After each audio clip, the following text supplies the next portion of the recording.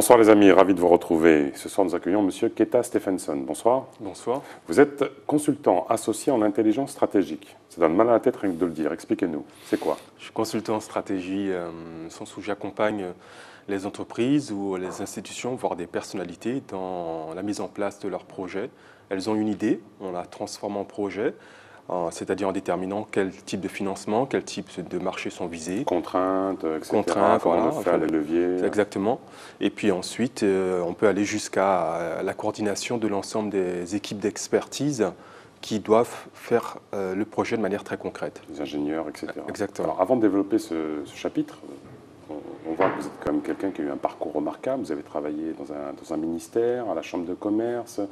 Vous avez eu de multiples fonctions et de multiples casquettes. Expliquez-nous un petit peu. C'est par rapport à nos jeunes qui nous regardent. Moi, je veux qu'on montre des visages et des parcours valorisants.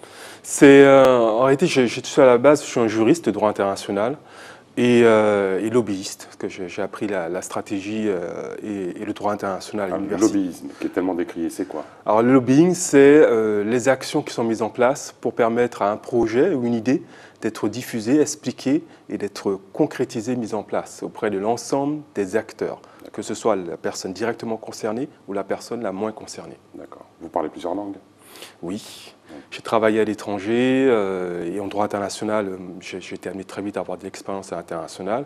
J'ai bossé d'abord à Paris et je faisais des missions régulières à Bruxelles pour le compte du groupe Canal+, dont je m'occupais justement du lobbying institutionnel. Et puis ensuite, j'ai travaillé aussi dans les pays scandinaves, notamment en Islande pendant la crise islandaise. Et on pratiquait un peu l'islandais, mais c'est un pays parfaitement bilingue, donc on parlait tous anglais. Beaucoup de politiques ici ont de merveilleuses idées et ils sont confrontés au principe de réalité, le manque d'argent. Alors, comment vous faites à ce moment-là pour justement accompagner le projet? La contrainte aujourd'hui est que nous sommes dans un monde qui, effectivement, sur le plan des financements publics, voit que ceci devient de plus en plus difficile à capter. Mais la réalité, c'est que si on a un bon projet, si vous allez dans une banque et vous n'avez pas beaucoup d'argent, mais que vous avez un projet très intéressant dans lequel vous démontrez que vous allez gagner tant d'argent dans telle période, en général, la banque va vous allouer des fonds pour le faire. C'est la même chose pour un investisseur. Et puis on voit aussi qu'aujourd'hui, il y a énormément d'opérateurs à l'international qui peuvent investir dans un projet local. La Guyane, par exemple, peut intéresser des opérateurs internationaux. On le voit dans le secteur des mines, dans le secteur aussi forestier, de la gestion de la forêt. Alors vous qui connaissez un certain nombre de personnes, vraiment, la Guyane est un territoire porteur pour des investisseurs? Je vais juste vous raconter une petite histoire. Un investisseur vient en Guyane. C'est un fonds d'investissement. Il pèse quelques centaines de millions d'euros. Ils investissent dans quelques pays, dans le secteur des énergies. Et puis, l'investisseur me raconte qu'il est à la base spatiale, il regarde le lancement, il prend la photo de la fusée et il veut l'envoyer à sa femme. Malheureusement, le réseau ne lui permet pas de le faire. Il prend le lendemain un bus et dans ce bus touristique, il fait faire un tour de la ville. Il découvre des jeunes aux abords des épiceries, sur des parkings. Et il parle aux jeunes qui conduisent le bus. Le jeune qui conduit le bus, c'est un Auvergnat de 22 ans qui est arrivé en Guyane il y a quelques mois. Il va à Saint-Georges-de-l'Oyapock. Il voit un pont entre deux grandes puissances. Et il voit que ce pont est construit depuis plusieurs années et qui n'était pas encore ouvert. Cet investisseur me dit: c'est un territoire où apparemment on n'a pas la capacité de s'organiser pour se projeter et dire aux jeunes ce que ce territoire peut leur apporter. C'est un territoire où il y a une violence de l'inégalité qui, moi, m'inquiète en tant qu'investisseur. Donc pour que l'investisseur soit intéressé par la Guyane pour y aller et y rester, il faut qu'il sache ce que la population de Guyane, les forces vives qui font ce territoire, attendent ou espèrent faire de ce territoire aussi. Alors, votre regard pertinent, certainement, sur la mobilisation, ça effraie, ça, les investisseurs? Quand on voit une Guyane paralysée, je sais que là, on est sur des charbons ardents, mais je vous pose quand même la question. J'ai eu l'occasion de faire des interviews, notamment pour Radio-Canada, justement, sur le mouvement qui a eu lieu en Guyane en mars 2017. Tout le monde se disait, à l'extérieur, côté nord-américain, si on bloque un territoire, ses aéroports, ses ports et une base spatiale qui est le poumon économique, c'est qu'il y a de très graves problèmes. Et ces graves problèmes ne vont pas être résolus avec 2 milliards d'euros. A priori, c'est toute une façon de faire de la politique, de faire de la société, de faire de l'économie qui doit être mise en œuvre maintenant. Et donc du coup, ça a un peu inquiété l'investisseur, mais il se dit, attention, c'est un pays qui est en demande et apparemment les autorités publiques ne sont pas en capacité d'apporter des réponses suffisantes à cette demande. Peut-être que moi, je peux y trouver des opportunités. Il y a un secteur d'opportunité donc. Voilà. Alors aussi, les politiques publiques que vous accompagnez, ils s'appuient sur des champs un peu larges, hein, l'art, la culture, les médias, l'environnement, l'aménagement.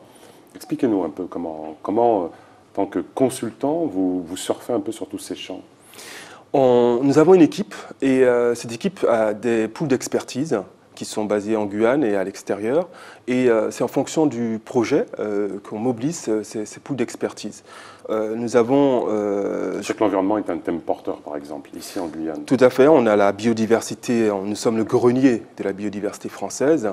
Et il y a des collectivités locales qui peuvent en faire non seulement un secteur économique, ce sont les fameux emplois verts, la gestion forestière, et puis aussi, par exemple, des investisseurs qui vont chercher à utiliser les ressources génétiques des plantes, les techniques développées par les Amérindiens ou les Noirs marrons pour pouvoir les dupliquer et les commercialiser.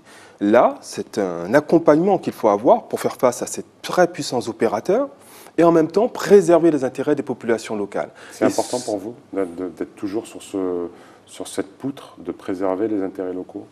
C'est important et c'est surtout, je crois, ce qu'impose la logique économique. On ne peut pas développer un territoire en le pillant. En le pillant, exactement. Alors, le format d'émission est court, mais je voudrais vraiment qu'on s'arrête aussi sur vos talents d'écrivain. Vous avez publié un livre, Demain, c'est nous, en 2013. Expliquez-nous pourquoi ce besoin d'écriture. À 16 ans, j'étais lycéen et j'ai connu les événements de novembre 1996. J'étais membre du comité de grève. J'ai participé aux négociations avec les ministres, aux nuits d'émeutes, où j'ai vu que la violence est parfois la seule réponse qu'on trouve lorsque la situation est désespérée. Et cette situation désespérée, il faut parfois la dire, la comprendre, la partager avec tous ceux qui peuvent, qui veulent faire changer et bouger les choses. C'était un témoignage, un regard sur ces événements, sur la manière dont le fait qu'on puisse être lycéen et aller dans la rue pour réclamer d'avoir des tables et des chaises et des professeurs pour recevoir une éducation, alors qu'on est censé être un citoyen de la 5e puissance mondiale, est une violence, et que cette violence-là, on veut y mettre un terme pour pouvoir être dans une logique de créativité. Alors, un autre livre, ce sera le mot de la fin, en projet. Dites-nous un peu plus. C'est un livre qui parle à la fois de la Guyane et de sa place dans la mondialisation, parce qu'aujourd'hui, la Guyane fait partie du plateau des Guyanes, qui est un des derniers territoires qui permettra de préserver la planète Terre face au changement climatique, aux dynamiques mondiales. Et puis, c'est une population qui est elle-même mondiale. Et donc, elle est à l'aise pour pouvoir naviguer dans la mondialisation. C'est à propos de ça. C'est en fin d'année, en décembre. Tu sais qu'il va s'appeler ATV, au service de tous, c'est bien ça? C'est une proposition que je soumettrai à l'éditeur. Monsieur Stephenson, merci beaucoup d'avoir participé à cette émission. Puissiez-vous servir d'exemple et de moteur à cette jeunesse qui est très forte. Les amis, merci pour votre fidélité. Tchembered.